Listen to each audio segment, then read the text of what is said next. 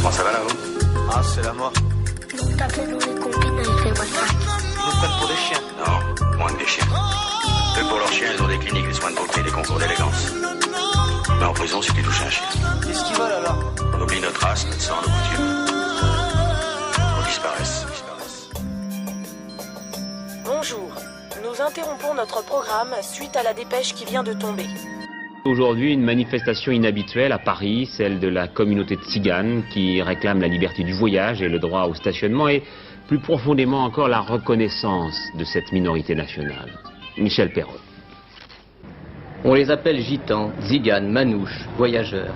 Ils se sont tous retrouvés ce matin, groupes et communautés confondus, pour manifester à Paris de la nation à la République. Jeunes voyageurs, une génération des luttes, un feuilleton radiophonique de Pierre-Yves Bulletot. Aujourd'hui, nous avons rendez-vous avec Stéphane Lebeau à l'entrée de la commune du Gavre. Forain de père en fils, Stéphane nous raconte un métier de plus en plus difficile à exercer du fait de la raréfaction des demandes par les comités des fêtes et surtout d'une nouvelle concurrence assez sauvage, il vous l'expliquera, qui se met en place, celle allant de ces supermarchés louant 25 € la demi-journée des machines à fabriquer la pâte à chichi et la barbe à papa, à ces particuliers qui se lancent dans la location de mini-manèges, de pêche à canard et autres trampolines, réduisant fortement la place pour les forains des métiers sur ces fêtes, un déséquilibre qui risque d'entraîner avec lui la chute de dizaines de familles, mais pas de quoi décourager Stéphane Lebeau et ses collègues qui répondent à cette concurrence déloyale par la lutte et la solidarité.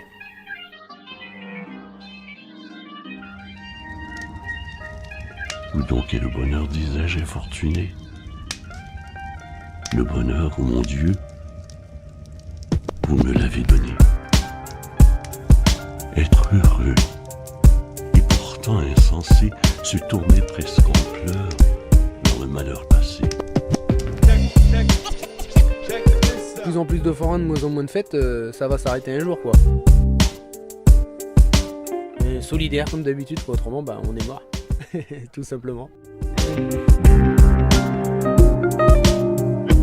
Et vous voyez, c'est toujours la priori, hein. On changera pas les choses, on est riche pour les gens.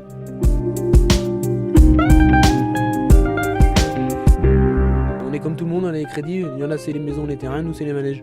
C'est pour ça, mais on espère que ces gens-là n'arriveront jamais à investir autant dans les gros manèges pour exterminer un peu notre métier, quoi. Enfin, et nous. Stéphane, bonjour. Bonjour.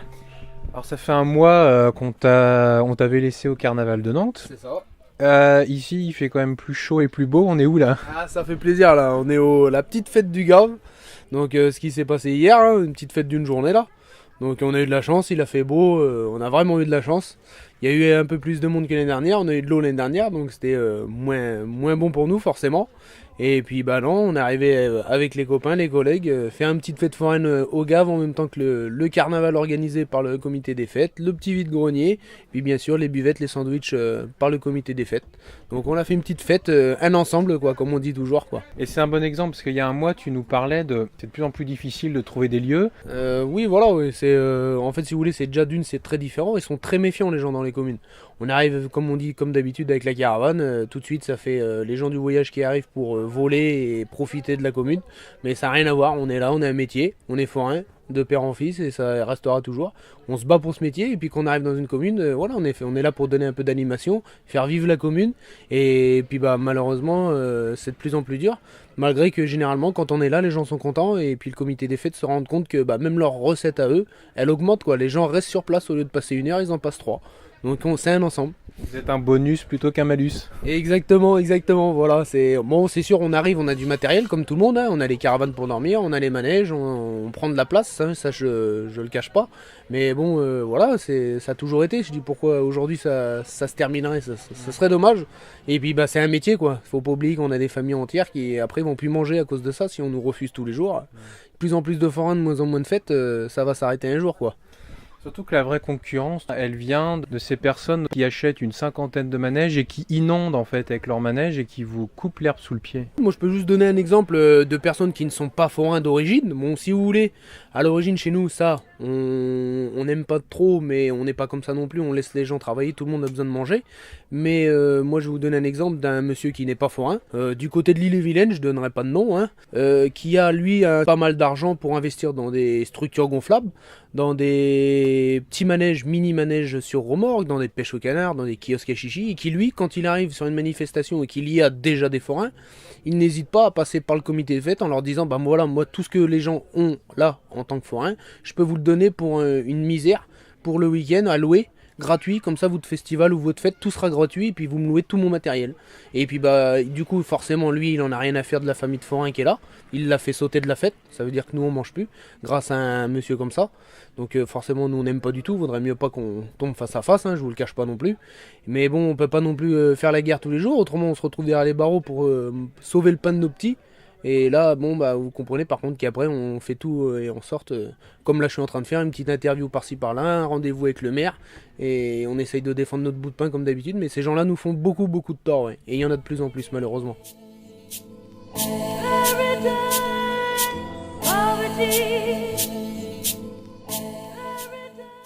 Il faut quand même qu'on prenne conscience, tu dis, cet homme-là, avec ses stratégies d'inonder le marché, de faire du business, il détruit par exemple 3 familles, quoi. Oui, lui tout seul, si c'est même pas 4, là vous voyez on était 3 familles, parce qu'on a 2 métiers par famille, mais autrement, ouais, si on a qu'un métier par famille, vous êtes déjà rendu à 6-7 familles là.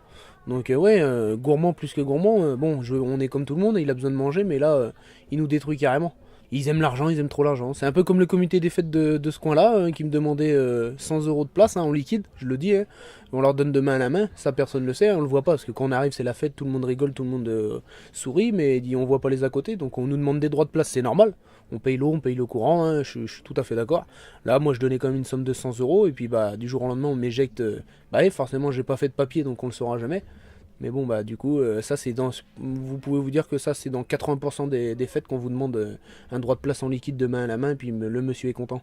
Ça nous permet de garder le travail, malheureusement. Ouais, parce que cette injustice, on comprend qu'à un moment, elle peut amener à un vrai désespoir et peut-être même à quelque chose d'un peu plus violent. Enfin, on peut se dire. Oui, moi j'irais à vous dire que, vous voyez, moi je rentre le soir, moi ou mes collègues, on rentre le soir dans la caravane, on voit que notre frigo est vide parce que l'autre d'en face s'est vraiment gavé sur notre fête, qu'on fait depuis des années, et que la place était à nous, et puis que voilà, c'est comme si on vous enlevait du jour au lendemain à votre travail au bureau. Et ben nous c'est pareil, on vient de nous éjecter d'une fête, et puis que lui, bah il a tout mis. Tout pour lui, et qui se gave, et puis bah, que nous on a pu en manger pour les petits, puis bah là par contre ouais, comme vous dites, un petit coup de nerf un soir ou un autre, et puis on vient faire une connerie, puis c'est nous qui nous retrouvons peut-être même en prison, malheureusement. Ça mène la question du rôle du collectif, Stéphane. Là vous êtes 7 familles, là, est-ce que du coup il y a une organisation pour vous structurer, pour vous entraider, c'est-à-dire je crois que il y a un camarade, la caravane est derrière, qui t'a donné une date. Est-ce que toi tu lui donnes une date ? Voilà, exactement. Chez nous c'est comme ça, si vous voulez. Bon, il y aura toujours des jaloux dans notre métier, hein, ça je le cache pas non plus. Mais moi là par exemple, les gens que vous voyez aujourd'hui, il y a 7-8 familles. Moi j'ai une fête aujourd'hui, et lui il n'en a pas la semaine prochaine. Et ben si j'en ai une, je vais lui donner. Mais lui il va me faire la même chose. Si moi j'ai pas de fête le 8 dans 3 semaines, et que lui il en a une, il va me dire bah tiens viens monter avec moi, alors qu'on a le même métier. Ça c'est rare, faut vraiment bien connaître la personne depuis très longtemps, faire de la confiance, hein, bien sûr. Mais je dis chez nous normalement c'est comme ça. Si je vous redonne un peu l'exemple du monsieur qui me remplace, qui m'a fait perdre ma fête une très belle fête en saison du côté d'Ille-et-Vilaine là, il y avait un autre forain avec moi. Et ben ce forain là m'a appelé, il m'a dit Féfen, il dit apparemment tu montes pas. Et il dit, je dis bah non, je dis un tel m'a fait sauter, on n'a plus le droit de mettre le tir, la pêche, le petit manège, les chichis, on n'a plus rien, on n'a plus de place. Et il dit bah moi il veut bien de moi que mon trampoline. Il dit bah je t'explique, il dit si toi Féfen tu montes pas sur cette manifestation là, il dit j'appelle le monsieur qui organise ça et je lui dis que je monte pas. Et je dis bah non monte, va prendre tes sous, va prendre ton bout de pain pour tes petits. Il dit non, et il dit on est solidaires, et il dit si toi tu montes pas, moi je monte pas, je l'appelle. Il l'a appelé, il lui a dit bon voilà monsieur Lebeau il vient pas sur telle fête, à cause de lui là, un tel, et il dit bah si lui il vient pas, moi je viendrai pas. Bah comment ça se fait? Mais il dit vous êtes pas libre de faire ce que vous voulez alors? Et il lui répond comme ça, il lui dit non, il dit c'est la différence, c'est que nous chez nous on mange pas le pain des autres, et il dit on est tous solidaires. Et il a pas monté son trampoline. Et quand je peux vous dire qu'il fait une très très très belle recette, et bah il le montrera pas. Et il dit ça, là vous pouvez vous dire cet homme là, demain je le recroise et il a besoin d'une fête ou d'un bout de place comme on disait juste avant, et bah je vais lui donner. Parce que lui il m'a respecté, puis il va pas monter dans une place qui a un autre forain. C'est entre nous, et heureusement qu'on a ça, c'est grâce à ça qu'on tient debout. Mais les gens qui ont des moyens et puis qui louent beaucoup de structures et qui nous faut sauter des fêtes, un jour ça va péter. Réellement, je suis désolé d'être un peu mal poli, mais un jour ça va exploser, ouais.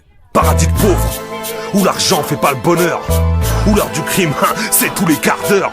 Les venins se propagent de victime en victime, avec le temps va, tout s'envenime. Everybody gotta know this. Everybody gotta know this. Il y aurait une action à mener, tu avais cette idée intéressante de dire, à la rigueur, pourquoi pas m'installer quand même devant le site, de manière un peu illicite, et puis si on me vire, au moins de communiquer avec les consommateurs et de leur dire, ben voilà ma situation, voilà pourquoi je suis pas là cette année. Ça c'est envisageable ou? Oui, mon père l'a déjà fait. Hein, on l'a même fait, pour vous dire, même à l'école quand j'étais jeune, parce qu'on voulait pas nous inscrire à l'école, parce qu'on était forains. Il a dit bah je vais déballer devant l'école. Et il dit comme ça, tout le monde verra qu'on est forains, et puis mes petits iront à l'école comme tout le monde. Donc ça, on était déjà jeunes à cette époque-là, et là on est capable de le refaire sur une fête. On va déballer devant, puis les gens, même si on travaille pas, ils viendront nous voir, bah, comment que ça se fait, vous êtes dehors, et on leur expliquera, bah voilà, on veut plus de nous, un tel nous a pris le marché, donc et puis que ça fasse le tour, que les gens comprennent, bah oui que c'est dommage, mais bon, qu'ils en parlent au moins. Même si on reviendra pas peut-être l'année après parce qu'on n'aura rien fait, mais au moins on leur a dit. C'est surtout ça. Peut-être dedans, avec un coup de chance, quelqu'un de la mairie ou quelqu'un de haut placé qui pourra aller les trouver et leur en toucher 2 mots. Peut-être pas pour moi, mais pour le prochain forain, quoi. Mais bon, on verra ça. Heureusement pour nous, et je l'espère, qu'il n'arrivera jamais à investir dans un vrai manège de forain, parce que nous on les achète d'occasion, d'autres les achètent neufs, mais c'est de génération en génération qu'on paye les crédits, ça faut le savoir aussi. Hein. Un beau manège c'est bien, mais vous savez que c'est de père en fils et même de grand-père, voire arrière-grand-père pour les gros manèges. Donc, mais ça les gens ne le voient pas non plus, on est riche tout de suite, hein. On est dans la caisse donc c'est à nous. Mais non, on est comme tout le monde, on a les crédits, il y en a c'est les maisons, les terrains, nous c'est les manèges. C'est pour ça, mais on espère que ces gens-là n'arriveront jamais à investir autant dans les gros manèges pour exterminer un peu notre métier, quoi. Enfin, et nous. En fait, tu nous racontes l'histoire de chacun aujourd'hui, c'est-à-dire la finance détruit tout, quoi. Voilà, exactement. C'est un peu comme le boulanger et puis la grande surface qui se mettent à faire des pains au chocolat et des croissants et des baguettes chaudes le matin, puis le boulanger d'à côté, l'artisan, il prend la moitié de sa recette qui saute, quoi. Alors que la grande surface, ils savent plus quoi faire pour gagner encore plus de sous, quoi. C'est un peu le même système de la barbe à papa dans les grandes surfaces.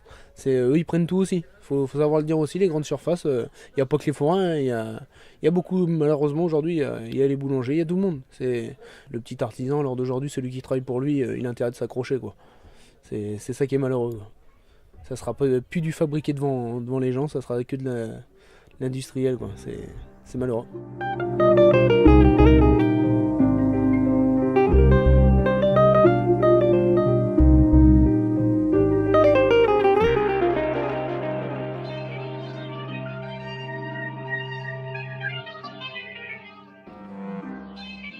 C'était Jeunes Voyageurs, une génération des luttes, 2e épisode de ce feuilleton radiophonique réalisé par Pierre-Yves Bulto.